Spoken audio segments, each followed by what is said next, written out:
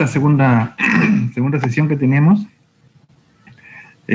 Conmigo corresponde pues a ver las enfermedades pulmonares, ¿no? Las cuales tenemos acá dos grandes grupos. Ya ustedes cuando lleven neumología van a poder entender mejor estas patologías pulmonares. Y adicionalmente el tromboembolismo pulmonar, que como ya les había hecho mención, siempre he considerado un tema muy importante, y más aún pues ahora con esta situación de pandemia en que estamos y que a la luz de las primeras necropsias que se realizó y que permitió justamente un primer momento en los países donde se encontró asociado un gran índice de mortalidad justamente al tromboembolismo, ¿no? Lo cual, como también les había hecho mención, pues no se puede compartir pues una receta única con todo el mundo. Cada país maneja sus propias comorbilidades, ¿no es cierto? Entonces es como pensar que las enfermedades de Perú pues se van a ver en México o en Argentina en forma similar. Y ya todos sabemos que no es así, ¿no es cierto? Cada país tiene sus propias manifestaciones, sus propias reacciones, y que está de la mano pues, justamente por el hecho de que el ser humano pues es un ser biopsicosocial, ¿no? Entonces está muy relacionado con su ambiente y lo otro es el hecho de la relación que hay entre el agente agresor y el organismo también. Bien, entonces, cuando nosotros hablamos de las patologías pulmonares, tendremos que hacer primero una reseña de lo que es pues el sistema respiratorio. Acuérdense ustedes que desde que empieza la trama respiratoria, que nos permite estar en contacto con el medio exterior y que justamente a partir de este medio pues podemos inhalar el oxígeno que después pues será perfundido hacia la sangre para que pueda llegar ese oxígeno a la vez intercambiado por CO2 como material de desecho y se puede realizar pues una de las funciones que es la de oxigenar todos los tejidos. Entonces, recordará usted por histología que hay dos sistemas, ¿no? El sistema de conducción y el sistema, un leve sistema de transición, a veces no considerado por los autores, y la vía respiratoria, ¿no? Entonces tenemos nosotros ya bajando un poco tenemos el árbol bronquial, donde vamos a encontrar conductos respiratorios extrapulmonares y conductos respiratorios intrapulmonares. Los conductos respiratorios extrapulmonares vamos a tener ahí que después de la carina, ¿no? De la carina, la tráquea se dividen en bronquios principales, ¿no es cierto? Son los bronquios primarios extrapulmonares. Cada uno de ellos con una inclinación propia, dependiendo sea el pulmón derecho o el pulmón izquierdo, ¿no es cierto? El pulmón derecho ya sabemos nosotros que por su disposición, por la presencia de 3 lóbulos, se encuentra un poco más inclinado, ¿no es cierto? Mientras que el pulmón izquierdo, pues debido a la localización del corazón, se encuentra un tanto más perpendicular, digamos, del origen del bronquio. De tal forma que cuando ya estén ustedes en la emergencia, por ejemplo, y vean sobre todo unos pequeñines, ¿no? Problemas de cuerpos extraños, porque se tragaron una moneda, porque se tragaron una bolita por ahí, una alberjita, una lentejita, van a ver que la mayoría de las veces, estos van a terminar hacia los bronquios hechos. Por la disposición anatómica que ya les hice mención. Entonces tenemos acá en cada pulmón vamos a tener nosotros los lóbulos pulmonares, ¿no es cierto? Y siguiendo en su arquitectura más pequeña vamos a tener los lobulillos pulmonares, que es el tejido pulmonar abastecido por un bronquiolo terminal.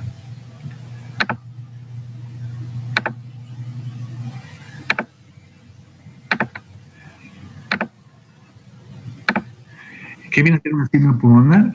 Es el tejido pulmonar abastecido por un bronquiolo respiratorio, ¿ya? Nótense la diferencia entre un lobulillo pulmonar, que es el tejido pulmonar abastecido por un bronquiolo respiratorio, en el cual todavía encontramos epitelio simple cilíndrico, ¿cierto?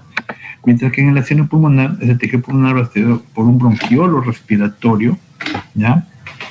en el cual ya vamos a tener aquí más bien un epitelio tipo cúbico tornándose hacia plano, lo que encontramos tanto en los sacos alveolares como en los alveolos. Entonces, en los lóbulos pulmonares encontramos nosotros los asinos pulmonares que se distribuyen, que es la unidad fundamental pues, ahora de los pulmones, ¿no? Antes, imagínense, cuando había alguna cirugía, se hacía, vamos a suponer, se encontraba lesión en el pulmón derecho. ¿Cuál era la cirugía que se hacía? Sacar todo el pulmón.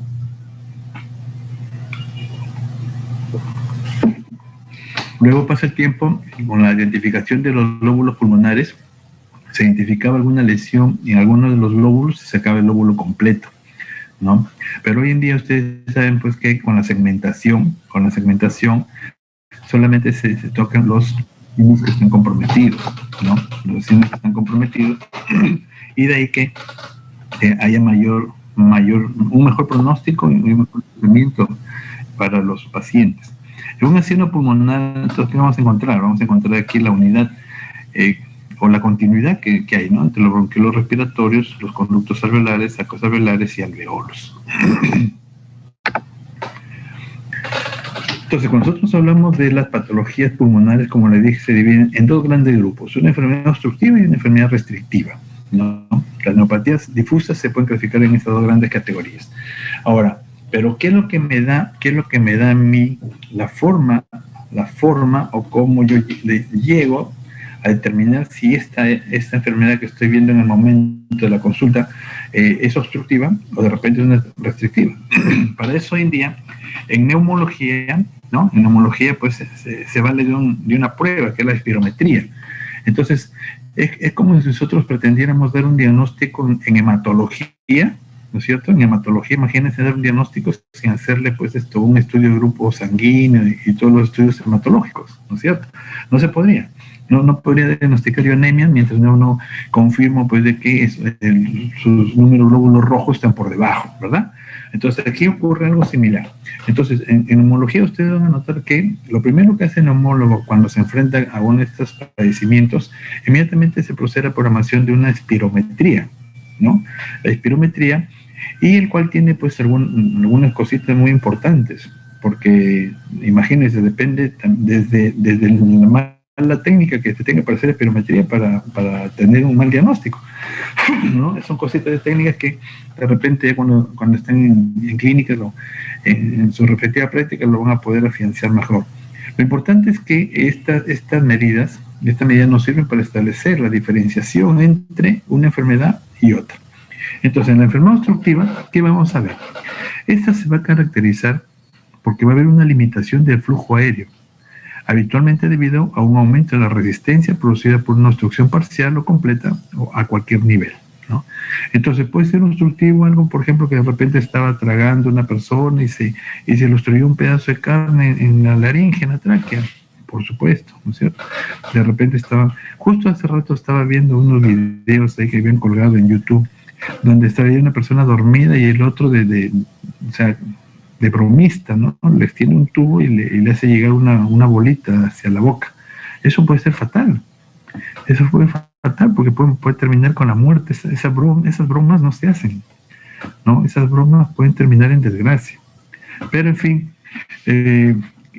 ¿cuáles son los casos? Entonces, aquí hay que diferenciar lo que es una enfermedad, ¿no es cierto? Lo que es una enfermedad o evolución producto de cambios morfofisiológicos, y lo otro es que sea una obstrucción de tipo obstructivo, que es mecánico y que es de tipo súbito, ¿ya? Pero de todas maneras, para que usted tenga más o menos la idea global, ¿no? Porque cuando hablamos de tipo de obstrucción de tipo mecánico, ya eso lo verán en medicina legal sobre todo, ¿no? O en cirugía de repente. Entonces, dentro de las enfermedades que nos llevan a este estado de obstrucción, encontramos el enfisema, las bronquitis crónicas, el famoso asma y las bronquiectasias. Mientras que en las enfermedades restrictivas se caracterizan más bien por una reducción de la expansión del parénquima pulmonar y de la capacidad pulmonar total. Entonces aquí tenemos que esta limitación, ¿no? Esta reducción de la expansión puede darse principalmente por dos trastornos. Por trastorno de la pared torácica, o por neumopatías intersticiales agudas o crónicas. Intersticiales, que se refiere a todo lo que está rodeando cada una de las unidades respiratorias, ¿cierto? Alrededor de los alveolos, alrededor de los sacos alveolares. Entonces, nuestro trastorno de la pared torácica, con pulmones normales, puede, por ejemplo, presentarse en situaciones de obesidad grave, ¿no? Obesidad mórbidas, en enfermedades de la pleura, de repente infecciosa, de repente tipo fibrosa, de repente neoplasias, o trastornos neuromusculares, como el síndrome de Guillain-Barré, como la esclerodermia múltiple, por ejemplo, ¿no? Entonces son cosas que pueden ir afectando todas esas áreas. En las neumopatías intersticiales agudas o crónicas, en cambio vamos a ver que en la enfermedad restrictiva aguda clásica va a ser el síndrome de distrés respiratorio agudo. Y entre las enfermedades restrictivas crónicas se va a encontrar las neumoconiosis, es decir, las enfermedades ocupacionales, la fibrosis intersticial de teoría desconocida, ¿no? Y la mayoría de las enfermedades infiltrantes, por ejemplo, la sarcoidosis también, ¿no? Que son enfermedades sobre todo de tipo metabólico. Entonces, hablamos nosotros de las enfermedades obstructivas, teníamos ahí principalmente el enfisema, bronquitis crónica, asma y bronquiectasis. El enfisema, por definición, se dice que es un padecimiento morfológico que va a afectar al asino, ¿no? Es una enfermedad pulmonar obstructiva crónica, como se puede observar en la enfermedad pulmonar, en el famoso EPOC, ¿no? Enfermedad pulmonar obstructiva crónica. Puede deberse a bronquitis crónica, que se define como datos clínicos. Con datos clínicos se va a definir aquí, se ve la evolución del paciente, y que vemos que, como su mismo nombre lo dice, crónica, se va a ver una evolución del paciente. En el asma, como ven a ver ahí el cuadro, que aquí lo vamos a detallar, y la bronquiectasis. En el asma, por ejemplo, ustedes bien saben, se va observando un daño duradero, ¿no? Por ejemplo, en pacientes de adultos con antecedentes de asma o de problemas bronquiales de niños, pueden progresar ostensiblemente hacia ese cuadro. Hay enfermedades de las vías respiratorias pequeñas, entonces en el enfisema, ya hemos dicho, hay destrucción de la pared alveolar, porque va a haber una hiperinsuflación. En la bronquitis crónica, vemos aquí una tos productiva, hay inflamación de las vías respiratorias, y en el asma, más bien, se trata de, si bien es cierto, es un padecimiento agudo, ¿no? Tipo crisis, que puede comprometer súbitamente la vida del paciente. Este tipo de padecimiento puede estar relacionado a las reacciones de hipersensibilidad del sistema inmunológico. Tenemos aquí frente a una obstrucción reversible, debido a que a la hiperreactividad de las vías respiratorias, desencadenadas por algunos alérgenos, por algunas infecciones, o cualquier otra injuria que sufra pues la trama bronquial. En el enfisema, vemos acá que se caracteriza por un aumento de tamaño anómalo y permanente de los espacios aéreos distales, bronquiolos terminales, asociados a la destrucción de las paredes, pero sin una fibrosis significativa, ¿no? Nótese ahí, esta es una muestra post-mortem, ¿no? Aquí ya se ha sacado el pecho, se está viendo directamente la caja torácica del fallecido. Cuando nosotros nos referimos al enfisema, debemos ver que se clasifican en 4 tipos, ¿no? 4 tipos principales: el centro acinar y el panacinar, que son los más frecuentes, el acinar distal y el enfisema irregular. El centro acinar en realidad produce una obstrucción clínicamente significativa de las vías respiratorias, y el enfisema centroacinar es aproximadamente 20 veces más frecuente que en la enfermedad panacinar. Entonces ahí tenemos nosotros en el otro, ahí vemos un acino normal, y aquí podemos ver la parte afectada, ¿no? La acinar distal, en donde se puede ver aquí los conductos alveolares. Aquí tenemos conducto alveolar con enfisema panacinar, mientras que por acá un enfisema no en la parte distal, sino más antes, que vendría a ser el centro acinar. De ahí su nombre justamente. En el enfisema centroacinar o centrolobular, como se puede ver en el gráfico, se afectan las partes centrales o proximales de los acinos, formados por bronquiolos respiratorios, y donde ya dijimos presenta todavía un epitelio simple cúbico, ¿no? Que los alveolos distales están respetados. En los alveolos ya vamos a encontrar el epitelio simple plano. Las lesiones más frecuentes acá y graves son las que se observan en los lóbulos superiores. La mayoría de las veces este tipo de enfisema se produce como consecuencia del consumo de tabaco en pacientes que no tienen, ojo, que no tienen deficiencia congénita del alfa-1 antitripsina, porque hay otros que sí presentan esta deficiencia y manifiestan su propia enfermedad sin necesidad de estimulación. En el enfisema panlobular, aquí los acinos están dilatados de forma uniforme, desde la zona del bronquiolo respiratorio, ¿no? Bronquiolo respiratorio este de acá, ¿no? Aquí empieza, hasta los alveolos terminales, que ustedes saben que los alveolos finalmente terminan pues en fondo de saco ciego, ¿no es cierto? Entonces tienden a aparecer con más frecuencia en los campos pulmonares inferiores, a diferencia del anterior, que eran los superiores. Y es el tipo de enfisema que sí produce la deficiencia de alfa-1 antitripsina, a diferencia del anterior. En el enfisema acinar distal o paraseptal, vamos a ver aquí que hay una parte distal afectada de forma predominante. Es el más llamativo cuando está cerca de la pleura, a lo largo de los tabiques, del tejido conjuntivo lobulares y en los bordes de los lobulillos, adyacente a zonas de fibrosis, cicatrización o atelectasia, y suele ser más grave en la mitad superior de los pulmones.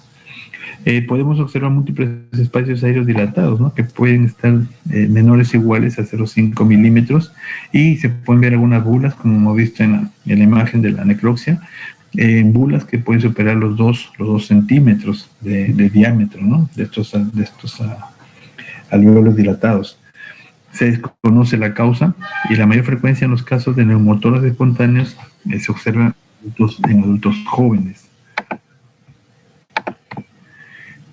Y por último, el enfisema irregular. El enfisema irregular, que como su mismo nombre lo dice, está afectado de forma irregular, ¿no? Se asocia casi invariablemente a cicatrices previas, como las secundarias enfermedades inflamatorias curadas, de repente el antecedente de una bronquitis infecciosa, de repente una tuberculosis, ¿no?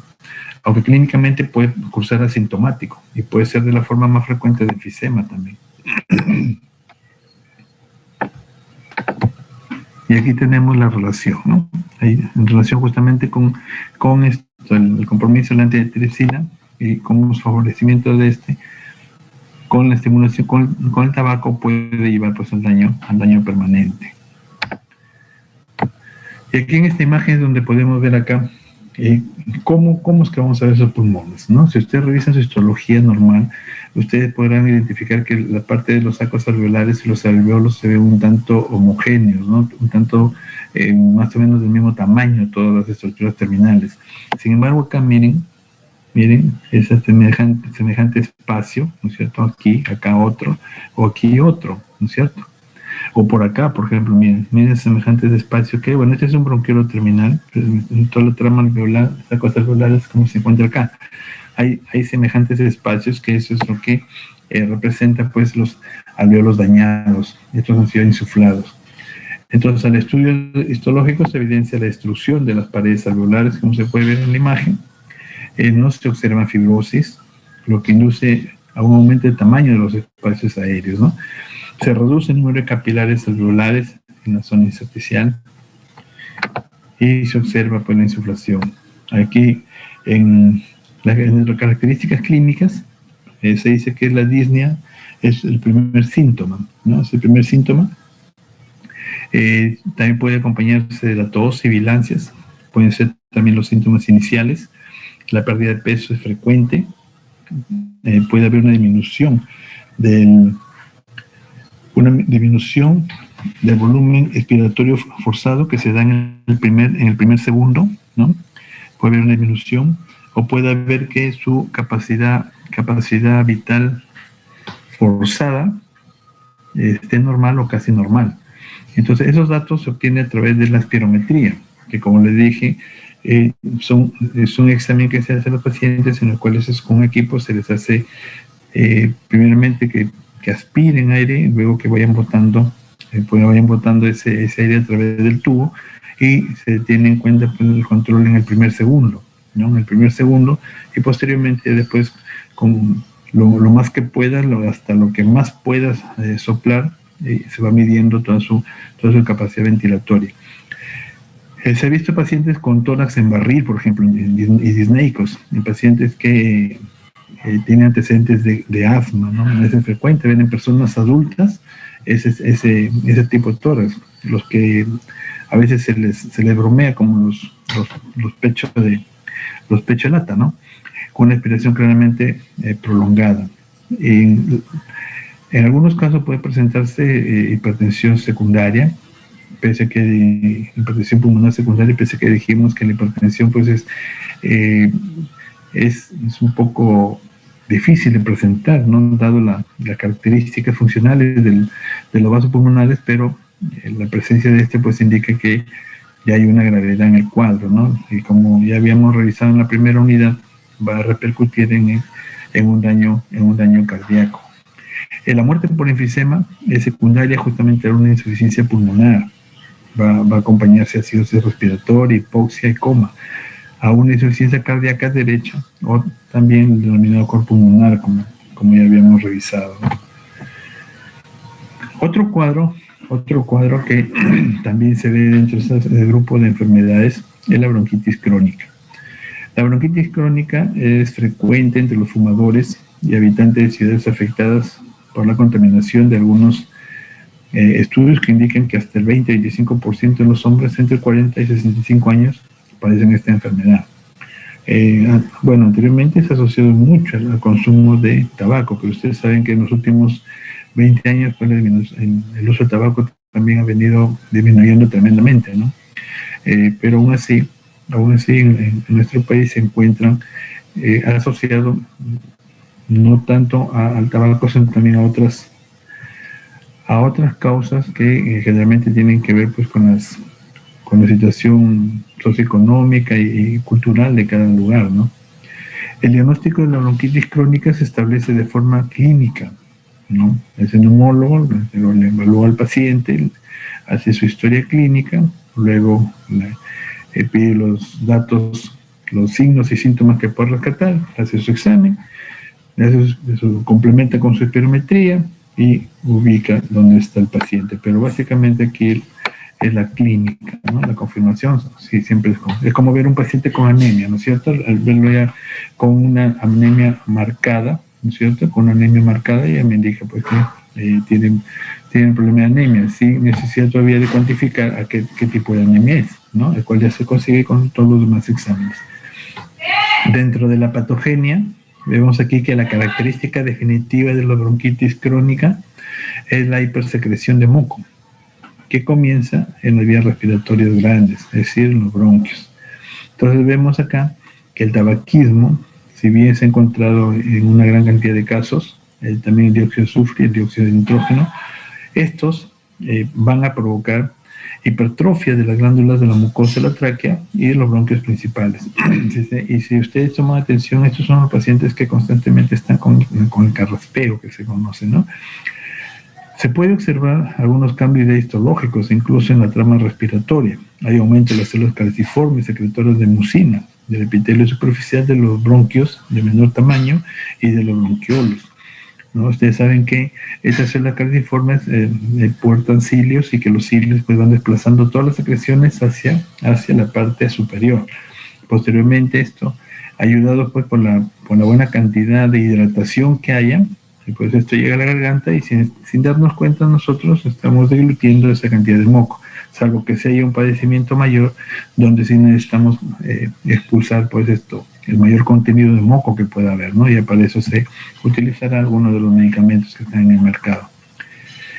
Entonces estos tres elementos también van a provocar inflamación con infiltración por linfocitos CD8, macrófagos y neutrófilos. Linfocitos T liberan citocinas como las interleucinas I3, ¿no? En el estudio histológico muestra las características diagnósticas de la bronquitis crónica, aumento de tamaño de las glándulas secretoras de moco en la tráquea y los bronquios principales, ¿no? Pero obviamente para el diagnóstico ya sabemos nosotros que no es necesario pues, hacer una biopsia, ¿no es cierto? El diagnóstico es clínico y con la técnica ya señalada, ¿no? Pero esto se puede corroborar pues en algunos casos en que haya tenido necesario por alguna necesidad extrema o de repente por buscar alguna neoplasia en que sí tenga que hacerse biopsia, o de repente hay algo en sala de necropsia, pues, ¿no? Que pueden ser la causa de muerte de tipo incidental, otra causa, y llega ahí, pero también llega con su cuadro. La magnitud de este aumento de tamaño se valora con el cociente entre el grosor de la capa de glándulas mucosas y el total de la pared bronquial, ¿no? Entonces, se hace una relación, ¿no? El índice de...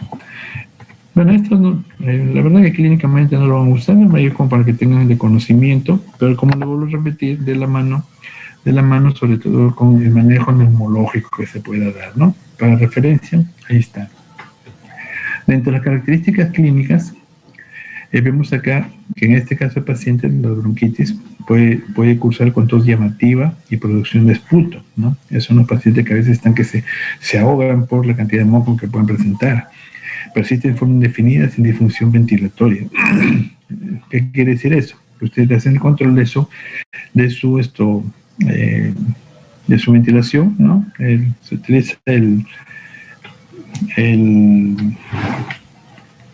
este aparatito que ahorita se está utilizando para en el dedo, ¿no?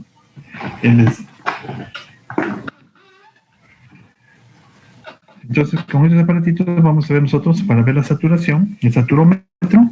Entonces, vemos que la saturación no se afecta, ¿no? No hay disfunción ventilatoria. Entonces, esa es una de las cosas, por ejemplo, que determina para hacer el diagnóstico diferencial la otra entre un COVID de este tipo de enfermedades, ¿no es cierto? Porque si vemos que de repente no puede ser una tos tan severa como la que tenemos en estos casos, pero sin embargo vemos que está afectando su saturación de oxígeno, ahí sí es mejor pensar que estamos frente a un caso de COVID, pensar que estamos frente a un caso de estos. Este es un síndrome clínico también que se puede asociar a hipercapnia, ¿no? Hipoxemia, y en los casos graves podemos encontrar acá cianosis, que justamente justifica el uso del nombre de abotagados, ¿no? o azules, que se le puede ver en algunos pacientes en situaciones severas. La progresión de la bronquitis suele complicar con hipertensión pulmonar e insuficiencia cardíaca, eso ya lo habíamos ya hecho mención. Lamentablemente son estados crónicos que por la cercanía funcional y anatómica que se encuentra con el sistema cardíaco, pues se ven afectados los dos. Algunos pacientes desarrollan una enfermedad pulmonar obstructiva crónica importante, con obstrucción incluso del flujo aéreo. Y ahora, las infecciones que ocurren de repetición en la insuficiencia respiratoria son lamentablemente unas amenazas constantes en este tipo de pacientes, ¿no? Que pueden llevar a muerte de estos pacientes, y asociado también a otras situaciones de salud, pues, ¿no? De repente pueden tener hipertensión, de repente son obesos, y todo eso que lamentablemente repercute en el sistema integral del paciente, ¿no? Ahora con el asma. El asma es un trastorno inflamatorio crónico de las vías respiratorias que puede provocar episodios repetidos de sibilancias, disnea, opresión torácica y tos. La característica de este cuadro son una obstrucción intermitente y irreversible de las vías respiratorias. Hay inflamación crónica bronquial, hay eosinofilia, hay hipertrofia, hay hiperreactividad del músculo liso bronquial y hay aumento de la secreción de moco, ¿no? Entonces, para reducir en el asma, lo que vamos a encontrar son dos signos principales: la hiperreactividad bronquial y la hipersecreción de moco, ¿no? A eso se reduce, que puede llevar a la estenosis justamente de la trama bronquial, y encima que se llene de moco, pues a impedir una adecuada respiración, e incluso puede haber muerte súbita de pacientes. Nosotros en sala de necropsia hemos tenido cuantos casos así. Un caso bastante llamativo fue incluso de una chica estudiante de medicina, décimo ciclo, que vivía en Moyobamba. La chica era asmática. Y dicen que un fin de semana se fueron con sus amigos de Moyobamba a una excursión a las montañas. Esta chica se olvida su inhalador y le da un absceso ahí en las alturas. Lastimosamente falleció. Un caso que podríamos llamar, pues,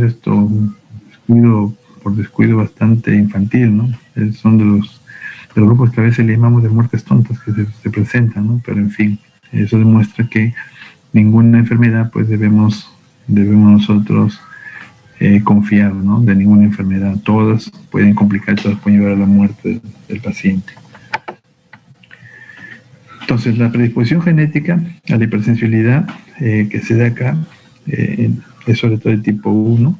Ahí va a haber una atopia.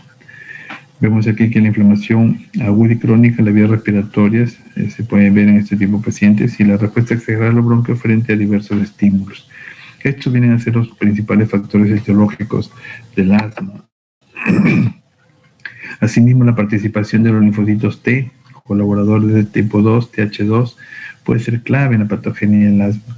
Las citocinas elaboradas por los linfocitos TH2 justifican gran parte de las características del asma. La interleucina 4 estimula la producción de inmunoglobulina E. La interleucina 5 activa los eosinófilos. Y la interleucina 13 más bien estimula la producción de moco y también de inmunoglobulina E por los linfocitos B. Y ahí tenemos en este esquema justamente como ustedes aumentan la producción de moco y la vasodilatación que va a ocurrir a nivel vascular, ¿no? Ahí tenemos la broncoconstricción y cómo es que el músculo liso también empieza a responder frente a esa sobreestimulación. Hay activación de los eosinófilos, neutrófilos y linfocitos T. Y un dato curioso, ¿no? Por ejemplo,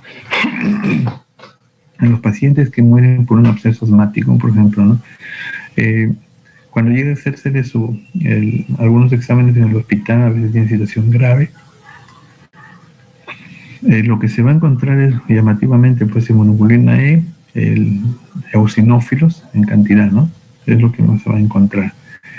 Y eso nos confirma pues la presencia pues de una reacción prácticamente tipo shock anafiláctico, ¿no? Que es también donde se puede encontrar esas características, aparte de la histamina, pues también en grandes cantidades, ¿no? Entonces vemos ahí que las células epiteliales se activan, van a producir quimiosinas que facilitan el reclutamiento de más linfocitos, ¿no?, los TH2 y eosinófilos también, eutaxina, y además de otros leucocitos, los que amplifican la reacción inflamatoria. Digamos esto en mayor aumento es lo que se ha podido ver en los últimos casos de COVID, donde se habla de la tormenta inflamatoria, ¿no es cierto?, donde empieza una gran activación del organismo frente a la reacción. Pero ojo, haciendo la diferenciación que en el asma es un estado de hipersensibilidad, ojo, ¿ya? Por ahí, por ese caso, cuidado se confundan. Lo otro puede ser una tormenta inflamatoria, pero estamos hablando de personas, pacientes normales todavía. Entonces imagínense los diferentes cambios que vamos a encontrar cuando se vea comprometido, por ejemplo, un paciente que desde el punto de vista inmunológico presente un problema de hipersensibilidad o de inmunodeficiencia, ¿no es cierto? Entonces la respuesta de cada organismo va a ser totalmente distinta dependiendo su estado de salud inmunológico. Entonces por eso es que, una vez más, como se reitera en medicina, no podemos hablar de enfermedades, sino de enfermos. Y cada enfermo es un caso distinto. Aquí tenemos remodelado de la vía respiratoria. Los brotes repetidos de inflamación ocasionan cambios estructurales en la pared bronquial, que en conjunto, vamos a ver acá, se denomina el remodelado, ¿no? Entonces, ¿y qué se va a encontrar ahí? Miren, comparen acá, a simple vista, una vía respiratoria normal, tiene una luz bastante, digamos, permeable, ¿no? En cambio, comparado acá, vemos ahí que la obstrucción, hay una disminución en la luz del bronquio, sumado al hecho de la reacción tanto músculo liso como la presencia de las glándulas mucosas. Entonces, hay hipertrofia músculo liso bronquial y de las glándulas mucosas, hay aumento de la vascularización, hay aumento de depósitos de colágeno epitelial que aparecen varios años antes que se manifiesten los síntomas incluso, ¿no?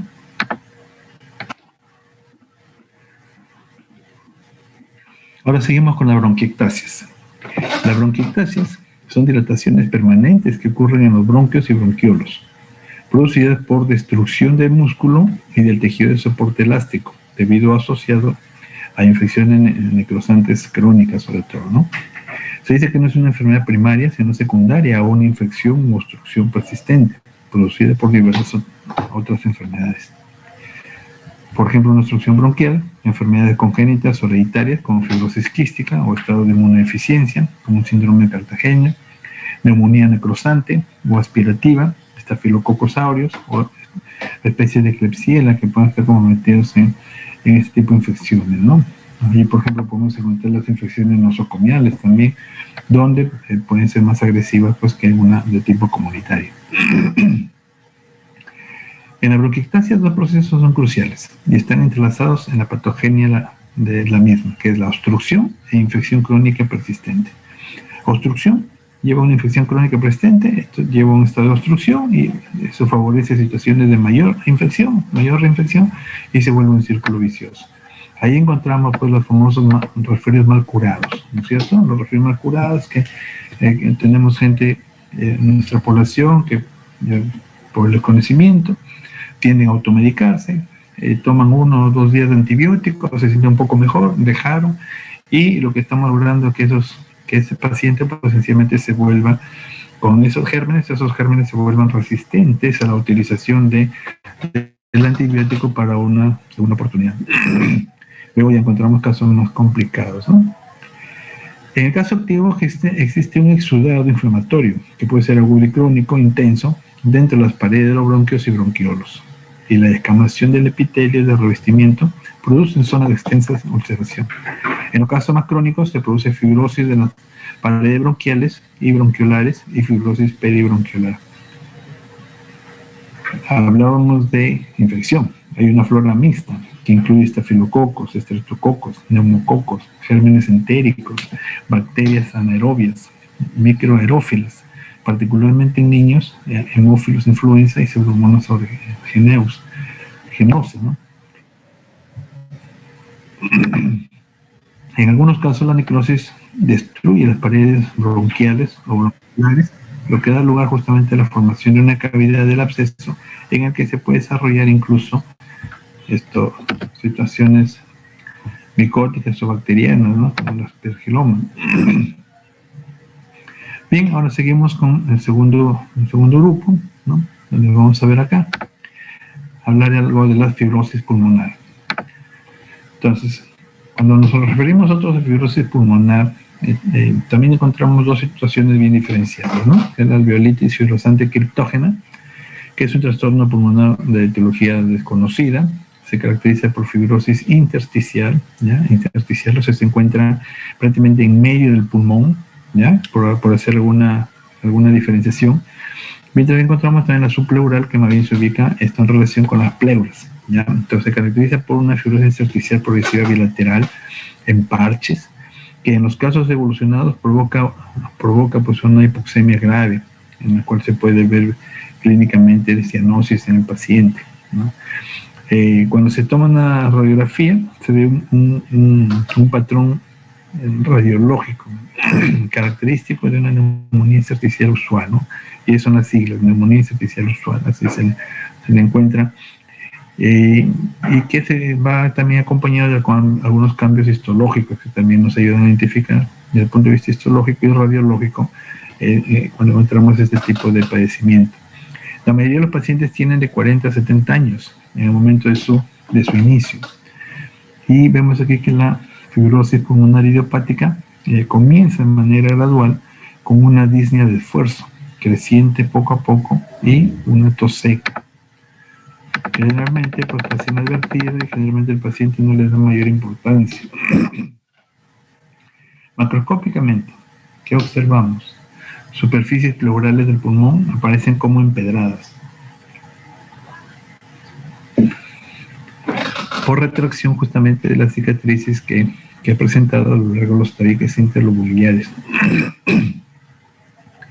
La superficie puede mostrar fibrosis, que se reconocen como áreas blancas, firmes, elásticas del parénquima pulmonar, con predominio en lóbulos inferiores y una distribución distintiva en regiones subpleurales y a lo largo de los septos interlobulares.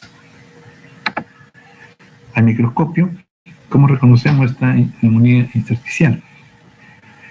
Es una fibrosis intersticial en parches, ¿ok? que va a variar de intensidad conforme vaya pasando el tiempo.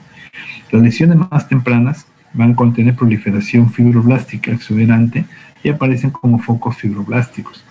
Con el paso del tiempo, estas áreas se convierten en más colagenosas y menos celulares, ¿no? Es típico la coexistencia de lesiones precoces como tardías.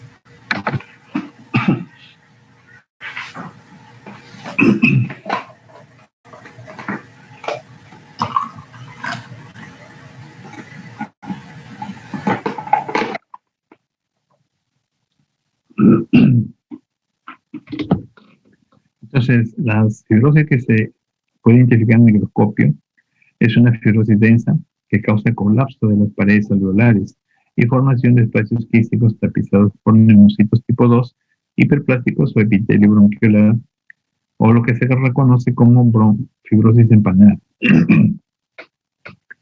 Puede también observarse inflamación leve moderada dentro de las áreas fibrinosas o fibrosas. Podemos encontrar linfocitos con pocas células plasmáticas, neutrófilos, eosinófilos, mastocitos. Puede existir focos de metaplasia escamosa, hiperplasia, músculo liso, y con frecuencia puede encontrarse cambios secundarios de hipertensión pulmonar. Y la otra fibrosis que le decía era la fibrosis pulmonar subpleural, ¿ya?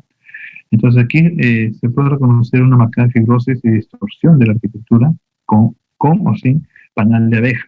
Al microscopio es una distribución predominantemente subpleural y paraseptal, es decir, en círculo. La fibrosis con compromiso pulmonar o en parches tiene la característica que es muy heterogénea, es temporal y espacial. Y vemos acá fibroblastos subepiteliales en las imágenes ya que podemos observar. Entonces ahora tenemos la neumonía intersticial usual o NIU, en la cual vemos aquí la representación esquemática de cómo a partir de la lesión epitelial, ¿no?, de la activación de una lesión epitelial puede llevar a una fibrosis pulmonar. Entonces aquí se activa una serie de mecanismos. Toda lesión va a llevar a que haya una respuesta. Entonces esa activación o lesión va a llevar a que se formen fibroblastos y miofibroblastos, para los cuales hay una serie de mecanismos donde van a actuar pues ciertas sustancias que por un lado vamos a ver ahí la inhibición de las caviolas en los fibroblastos, como por otro lado vamos a ver la reducción de la telomerasa, ¿no? Entonces aquí vemos que estos factores de crecimiento transformante pueden afectar en ambos sentidos y finalmente llevamos a una producción de fibroblastos y miofibroblastos. Ahora, cuando encontramos la inhibición en las caviolas de los fibroblastos, va a llevar a su vez a una inhibición de depósitos de colágeno en matriz extracelular. Por lo tanto, vamos a ver ahí que finalmente los fibroblastos y miofibroblastos van a actuar acá a este nivel, finalmente dando pues lugar a una fibrosis pulmonar.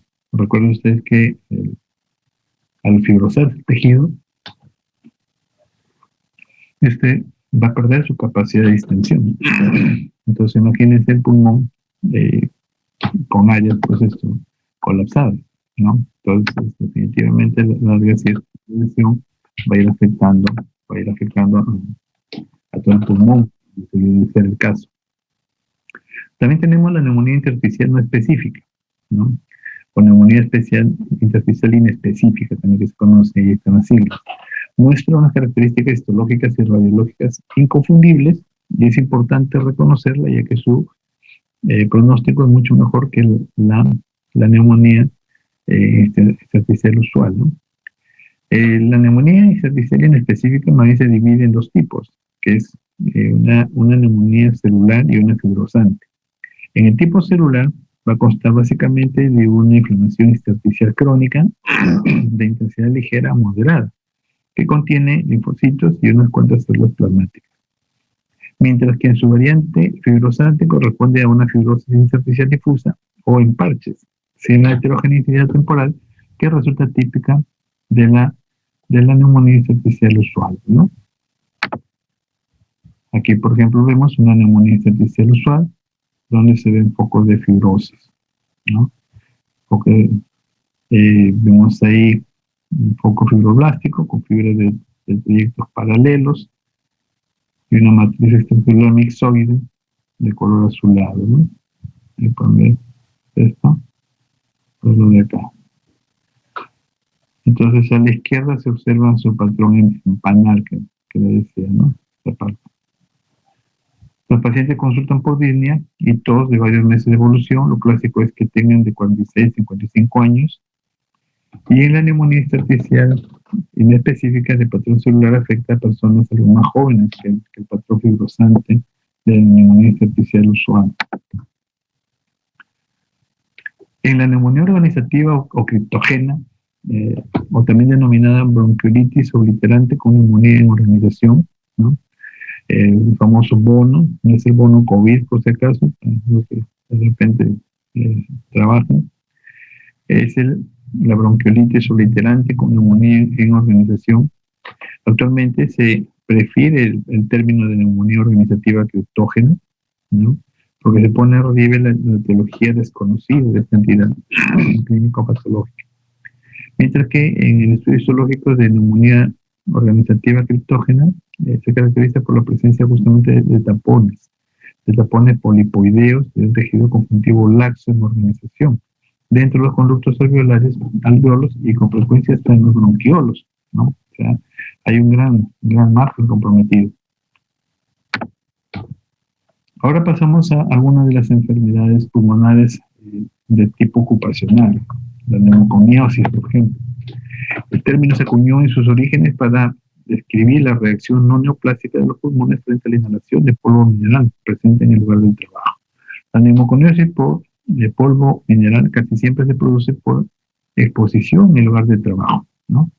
En la actualidad también se incluyen las alteraciones causadas por partículas orgánicas e inorgánicas, aparte de los humos y vapores químicos. Entonces, estos son los tres más frecuentes que se disponen, que se deben a la exposición del polvo, ¿no? Como puede ser el carbono, el sílice y el amianto. Esos son los tres más frecuentes formas de neumoconiosis que se pueden presentarse. Aquí tienen un resumen, un cuadro, digamos, de las sustancias y los agentes que más se han visto relacionados con este cuadro. Hoy tiene mucha importancia en realidad en todos los niveles laborales y justamente en todos los trabajos hay el médico ocupacional, ¿no? El médico ocupacional justamente que se encarga de ver no solamente eso, sino también otros tipos de situaciones ocupacionales que pueden estar repercutiendo en el buen desempeño del trabajador.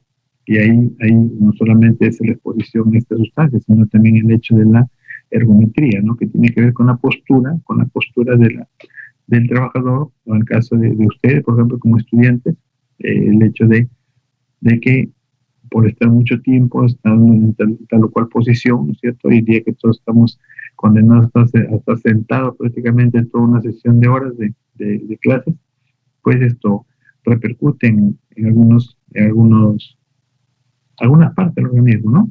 Obviamente eso es más notorio conforme va avanzando la edad.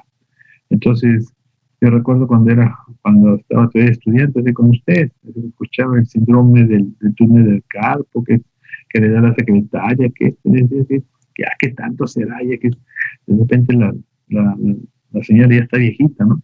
Pero no es así. Hoy en día, nomás, ustedes cuánto tiempo pueden estar con el mouse, ¿no? Con el mouse y sin embargo ya empiezan a presentar molestias en la muñeca, o en el cuello, o en la espalda, ¿no? Entonces, son situaciones que sí hoy en día tienen mayor relevancia dentro de lo que es las organizaciones internacionales de trabajo. Entonces, la patogenia de la neumoconiosis depende de polvo retenido en los pulmones y vías respiratorias. Obviamente esto se ha señalado previamente, ¿cierto? Depende del tamaño, la forma y la flotabilidad de las partículas, de la solubilidad y reactividad físico-química de estas partículas y de los posibles efectos adicionales de otros irritantes.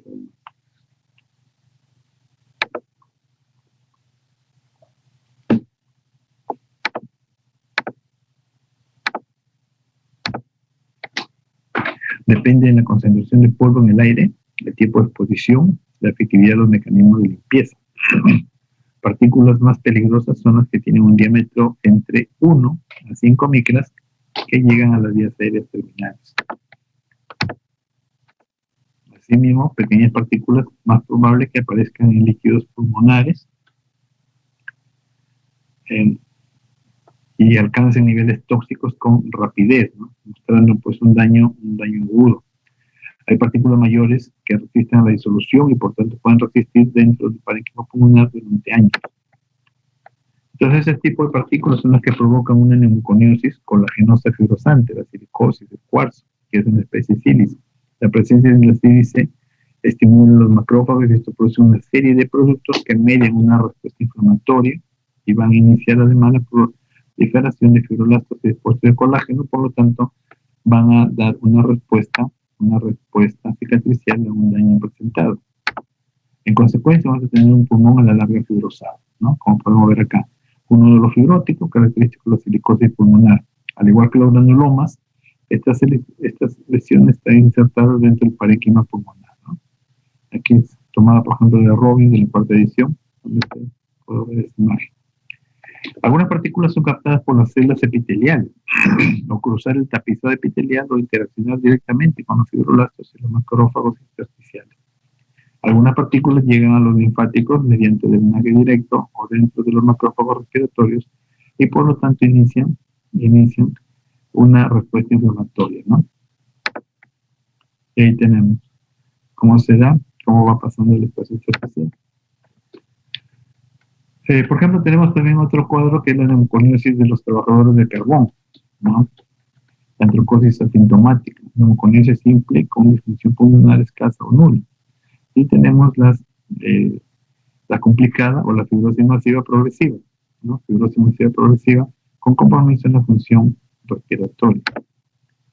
La antracosis es la lesión pulmonar más inocua inducida por el carbón en los mineros y también se ve con frecuencia en los habitantes de las grandes urbes y los fumadores. Antracosis, y así es como se ve un pulmón antracótico, ¿sí? Entonces llegan las partículas de carbón a los alveolos, ¿no es cierto? Los alveolos, rápidamente los vasos linfáticos empiezan a captarlos y terminan no solamente en el espacio intersticial del pulmonar, sino también en toda la trama ganglionar y lineal del pulmón. Por eso es frecuente encontrar en pacientes con antracosis, encontrar también ganglios pulmonares linfáticos, también antracóticos. La silicosis es causada por inhalación de dióxido de silicio cristalino, que es el sílice. Enfermedad laboral más frecuente en el mundo es esta, ¿no? Se presenta como una neumoconiosis fibrosante nodular altamente progresiva. Y la sílice se encuentra en forma cristalina y amorfa, ¿no? Ahí pueden ver las cristalinas en cuarzo, la cristobalita y la tridimita. Son mucho más fibrogénicas, lo que resalta la importancia de la forma física y las propiedades superficiales de la patogenia. El cuarzo es la causa más frecuente de silicosis. ¿Cómo se da esto? Por inhalación, ¿no? O sea, las partículas interactúan con las células epiteliales y macrófagos. Vemos ahí que algunos macrófagos mueren por los efectos incluso tóxicos del sílice.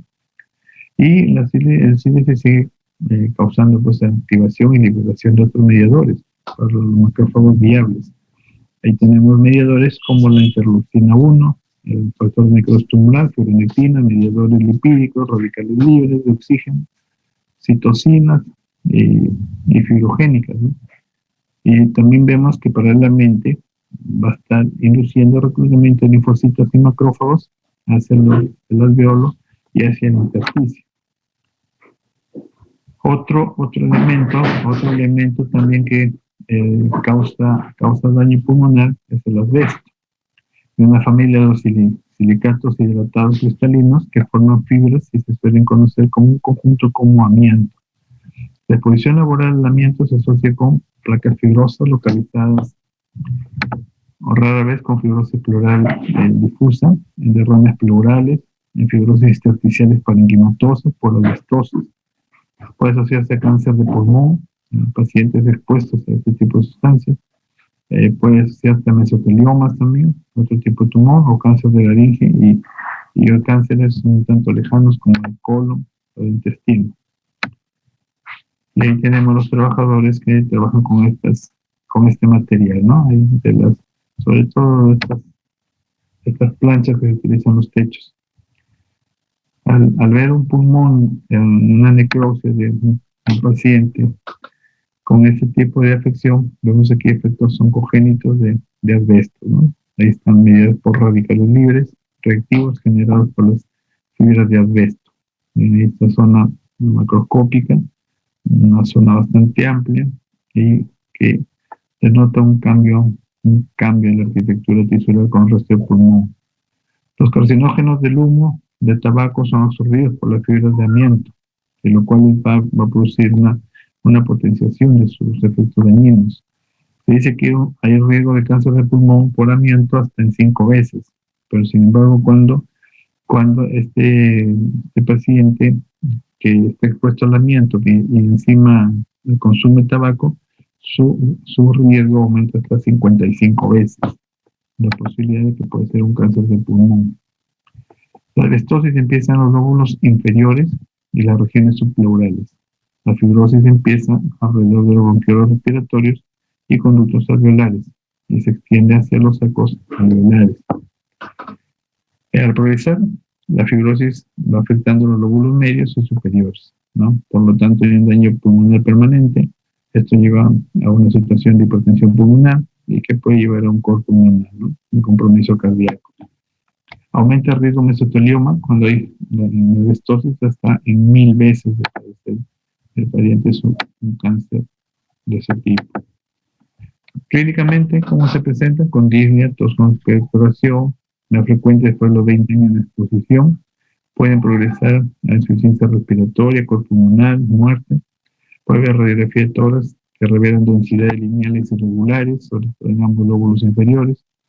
Y si progresan, se ve la característica imagen empanada. Otra afección de tipo ocupacional, la sarcoidosis, es una enfermedad sistémica, más que todo de tipo relacionado al tipo metabólico, ¿no? Más que todo. Es una enfermedad sistémica, o sea, conocida, caracterizada por unos granulomas no calcificantes en múltiples tejidos y órganos.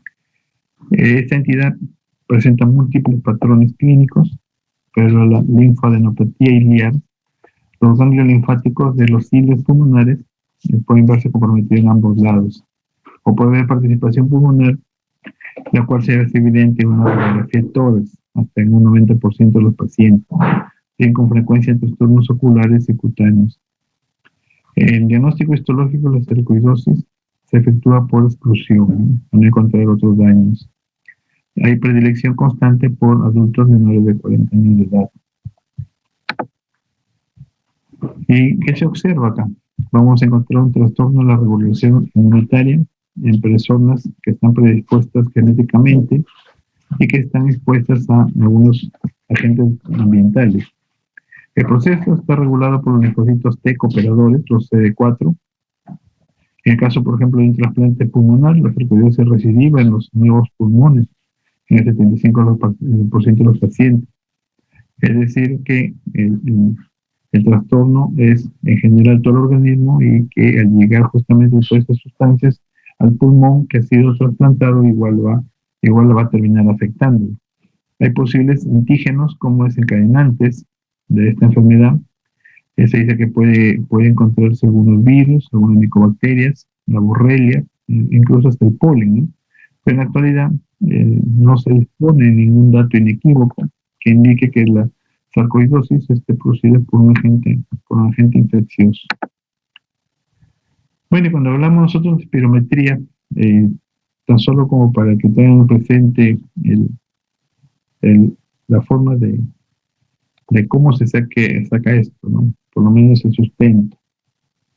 Ahí tienen el FB1.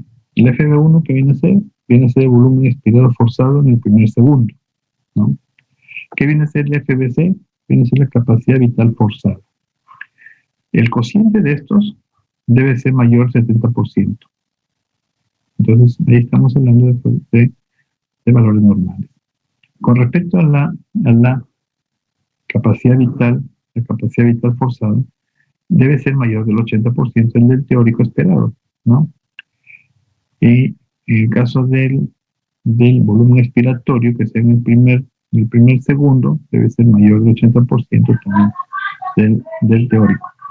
Ahora, con respecto al flujo expiratorio medio o FEP 25-75, es aquel que se sitúa entre justamente el 25 y el 75% de la maniobra expiratoria forzada, que el valor normal debe ser mayor o igual que 60. Entonces, con estos valores se descarta si estamos frente a una enfermedad de patrón restrictivo o estamos frente a una enfermedad de patrón obstructivo, ¿no? Si es patrón restrictivo, como pueden ver acá, lo más probable que encontremos la, la capacidad vital forzada disminuida, mientras que el volumen expiratorio forzado en el primer segundo disminuido, ¿no? Sin embargo, el cociente, ¿no? El cociente, vamos a encontrarlo normal, muy diferente a un patrón obstructivo, como por ejemplo puede ser un asma, ¿no es cierto? Donde vamos a ver su capacidad de vital forzada, pues está normal, pero sin embargo, su expiración forzada el primer minuto, su volumen va a estar disminuido tanto como en la fracción.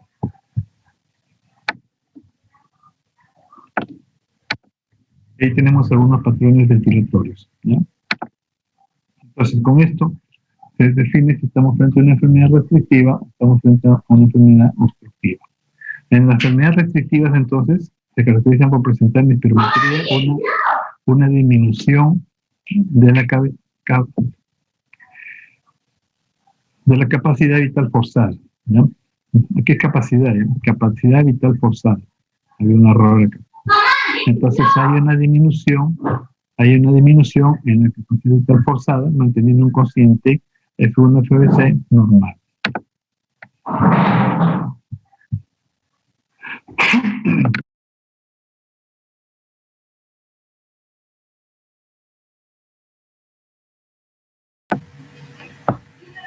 Ahora, ¿qué causa nosotros tenemos de restricción?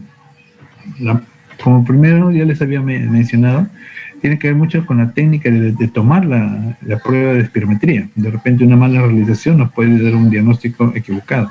La presencia de enfermedades pulmonares intersticiales, resecciones pulmonares, patologías no pulmonares como alteraciones en la caja torácica, obesidad, alteraciones neuromusculares, patología pleural, patología diafragmática, insuficiencia cardíaca.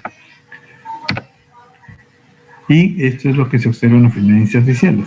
Ojo, es en el espacio intersticial, es el espacio que está entre el alveolo, entre las arterias, entre las venas, entre los vasos linfáticos, ¿ya?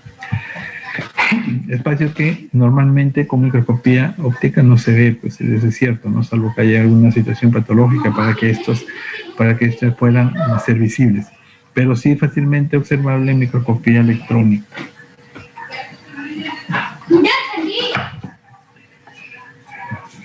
La enfermedad restrictiva más frecuente, entonces, enfermedad pulmonar intersticial difusa. Tenemos la fibrosis pulmonar idiopática, la sarcoidosis, las alveolitis alérgicas extrínsecas y la enfermedad del colágeno. Y aquí tenemos la clasificación de las enfermedades pulmonares intersticiales, ¿no? Ahí tenemos la difusa, por ejemplo, neumonitis intersticiales idiopáticas, de causa conocida asociadas a entidades bien definidas, y por acá primarias asociadas a otros procesos no bien definidos. No nos vamos a ocupar de todos, esos verán cuando estén llevando neumología, si es que es parte de alguno de los cursos de medicina en clínica, ¿no? Tenemos otro grupo, la enfermedad del colágeno, en donde encontramos enfermedades que van a verse en otras unidades, ¿no? Como el lupus, por ejemplo, ¿no? Lupus eritematoso sistémico, enfermedades inflamatorias del músculo estriado, la artritis reumatoidea, la esclerodermia. Ahora, estas enfermedades del colágeno, ¿qué manifestaciones pulmonares pueden presentar? Pleuritis con o sin derrame, neumonitis lúpicas, fibrosis intersticial, hipertensión pulmonar y hemorragias pulmonares. Ahora, las causas de obstrucción de vías respiratorias altas pueden ser de este tipo, ¿no? Lo que les decía al comienzo. Por ejemplo, como tenemos tipo funcional, por causas de presión del sistema nervioso, disfunción neuromusculares, obturación de la luz, de repente por respiración de líquidos, obstrucción por sólidos, Lesión orgánica parietales, que pueden ser tipo congénito, edema inflamatorio, granulomas, traumatismo, fibrosis, tumores intrínsecos, y compresión extrínseca, pueden ser vasculares y tumores. Y enfermedades vasculares pulmonares hay dos tipos principales, que es el embolismo pulmonar, al bloquear las arterias de los pulmones por trombosis venosa profunda, por ejemplo, un coágulo en las venas que puede romperse y moverse a largo del sistema venoso hasta el pulmón, y la hipertensión pulmonar por la tensión sanguínea alta en las arterias pulmonares que transportan sangre del corazón hasta los pulmones, daña la parte derecha del corazón y evita la correcta circulación de la sangre por el cuerpo y causar la muerte. Bien, entonces, para terminar, vamos a mencionar lo que les dije, el tromboembolismo pulmonar. El embolismo pulmonar o enclavamiento en los diversos materiales, habitualmente coágulos sanguíneos procedentes del sistema venoso en el árbol arterial pulmonar. Por tanto, ligado a trombosis venosa profunda, estimado hasta en 10% de estas producirá un tromboembolismo pulmonar masivo. Se usa el término enfermedad tromboembólica venosa para resaltar que son manifestaciones distintas de una misma enfermedad. Entonces, el material que puede ser embolizado, porque no todo pueden ser coágulos tampoco, ¿no? También pueden formarse tromboembolismos de aire, de grasa ósea, de líquido amniótico, de acúmulo de bacterias, de parásitos, de células neoplásicas, sustancias exógenas como talco, algodón, contrastes radiológicos, aunque la incidencia de todos ellos es baja, ¿no? Excepcionalmente, trombosis arteriales in situ, en relación con invasión por tumores o necrosis secundarias, infecciones o vasculitis. Y en el caso de trombosis, en el caso de tromboembolismo pulmonar, vemos aquí que, si bien es cierto, es desde el punto de vista clínico difícil de diagnosticar, lamentablemente tiene una alta mortalidad. Generalmente el diagnóstico es post-mortem, ¿no? Y ahí sale necropsias. Es justamente lo que mencionaba acá acerca de las necropsias. Y aquí tenemos la etiogenia y patogenia, 95% de los coágulos sanguíneos procedentes del sistema venoso profundo, las extremidades inferiores, ilíacas femorales y hipopliteas, ¿no? Lo que más frecuente se puede encontrar en la parte más baja. Aquí se estima que el trombo se ha desprendido sin dejar secuelas en las venas o bien que proceden de territorios no explorados, como venas pélvicas, renales, cavas, cavidades cardíacas, derechas y extremidades superiores. De repente zonas de mayor diámetro. Y tenemos aquí la etiogenia y factores de riesgo, describió Virchow en el año 1856, donde hablaba de 3 factores: la éstasis vascular, lesión de la íntima de los vasos y alteración del sistema de la coagulación. Diversas situaciones clínicas que predisponen a la trombosis inciden alterando 2 o 3 factores, ¿no? Entonces, a partir de ahí que se origina todo el cuadro. Algunos factores clínicos de riesgo para la enfermedad tromboembólica demostrados, hay estos probables, ¿no? Entonces, ¿por qué es importante tener en cuenta esto? Porque de ahí, dependiendo cuál sea la motivación de la hospitalización, pues se le puede iniciar tratamientos de anticoagulación, ¿no? O identificar los estados de hipercoagulabilidad, como pueden verse aquí en este cuadro, y a partir de ahí entablar la posibilidad de tratamiento, como le dije. Es más, miren, algunos procedimientos ya de por sí ya se ha demostrado que puede haber una incidencia en las trombosis venosas, ¿no? Entonces es un dato bastante importante tener en cuenta para evitarnos complicaciones postoperatorias o de hospitalización de larga data. Con mucho menor frecuencia, 5%, encontramos embolias aéreas, grasas, líquidos amnióticos, sépticas, células tumorales, sustancias exógenas, ¿no? Las embolias, por ejemplo, de aéreas tienen que ser más de 50 mililitros. Difícilmente se podrá producir con menos volumen. En los intentos de aborto, traumatismos torácicos, neumotórax y neumoperitoneos, ventilación mecánica y en la descompresión rápida de los buzos también pueden suscitarse con este tipo de embolias aéreas. Los émbolos grasos. El material está constituido por grasa y a veces fragmentos de médula ósea. Son sobre todo frecuentes después de la fractura de huesos largos en pacientes que son operados en traumatología, ¿no? También pueden presentar este tipo de problemas. En el caso de producir bypass cardiopulmonar, en quemaduras profundas, en trasplantes renales, hemodiálisis, en enfermos neoplásicos, también pueden presentarse este tipo de émbolos grasos. Si es que no obstruyen los pulmones, pueden producir lesiones por obstrucción a nivel central y producir síntomas neurológicos, ¿no? Pueden acompañarse de lesiones petequiales y lipiduria, incluso presencia de lípidos a través de la orina. Los émbolos líquido amniótico es debido a mezcla de lanugo, escamas epiteliales y detritos celulares en pacientes añosas y multíparas, desgarros de miometrio o cervix durante los partos difíciles o en el transcurso de intervenciones obstétricas. Esto lamentablemente tiene una alta morbilidad, ¿no? Acá hemos tenido varios casos de este tipo de compromiso.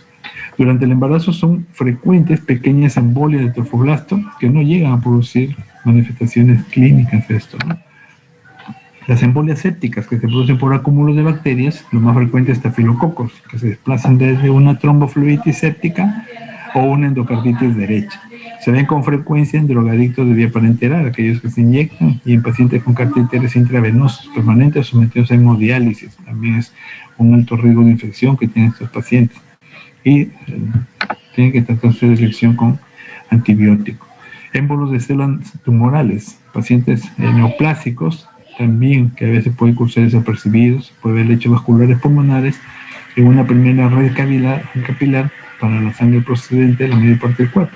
También soltar células tumorales por vía linfática que posteriormente llegan al pulmón, ¿no? Y de paso, hacer metástasis pulmonares, ¿no?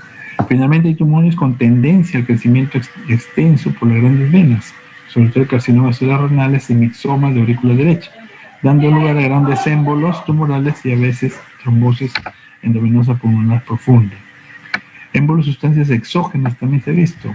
Están producidos por talco o fibras de algodón u otras sustancias en pacientes adictos a drogas vía parenteral o a veces por contrastes radiológicos también, ¿no? Como lo han usado para flegografías y angiografías pulmonares. Por eso tener mucho cuidado cuando utilicen algún estudio de contraste. Fisiopatología, entonces depende del compromiso, el tamaño, número y naturaleza de los émbolos, fenómeno de reactividad cardiovascular, situación cardiorrespiratoria previa. Y aquí en este cuadro está en resumen todo lo que es la reacción del émbolo, como es el compromiso con el lecho vascular, la liberación de aminas que se da, para finalmente terminar mediante una hipertensión pulmonar, con un coro pulmonar, o mediante la presencia de espacios muertos, disminución de surfactantes, incremento de permeabilidades, la formación de telectasias, que vayan a alterar finalmente pues el intercambio gaseoso y una hipoxemia, y por otro lado a la situación de un edema intersticial en donde encontramos situaciones de taquimia e hipocamia. Entonces la sospecha de tromboembolismo pulmonar está basada en datos clínicos. Hay una serie de exploraciones elementales como radioflectores, el cardiograma, la analítica. Pero sin embargo, esto, como les comentaba, recién se ha publicado una forma de diagnóstico precoz. Como les decía, hace algunos años, lamentablemente el diagnóstico era por muerte. Incidencia aproximada de síntomas y signos de tromboembolismo pulmonar, disnea, por ejemplo, taquimia, dolor torácico, aprensión, son los que tienen mayor presencia en este tipo de pacientes. Como diagnóstico diferencial, todo dolor torácico y de disnea depende de la forma clínica y presentación del tromboembolismo pulmonar, de ahí es el diagnóstico diferencial. Y vamos a ver acá imágenes de condensación pulmonar o derrame pleural, ¿no? Forma frecuente de presentación con procesos infecciosos, especialmente si se asocian a neumonías o incluso a empiemas, ¿no? Abscesos pulmonares. Disnea de inicio súbito o dolor torácico con neumotoras, cardiopatía isquémica aguda, taquiarritmias secundarias y las pericarditis. Y en el caso de un tromboembolismo pulmonar masivo, que se presenta como choque cardiogénico, un diagnóstico diferencial con infarto miocardio, disección aórtica, taponamiento cardíaco, obligado a hacer todo eso, ¿no? Y aquí algunas indicaciones de profilaxis que ojalá les sea útil en su práctica clínica. Por lo menos con el tromboembolismo se llegó a ver una luz al final del túnel, ¿no? Así que se está en eso. ¿Listo? ¿Alguna pregunta?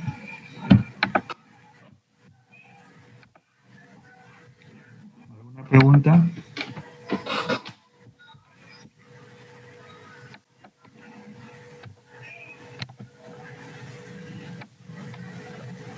¿Alguna pregunta que tengan? Pero estas diapositivas ya están en el campus, ¿no? Sí, los voy a actualizar. Voy a actualizar ya. Aquí en una hora la estoy colgando.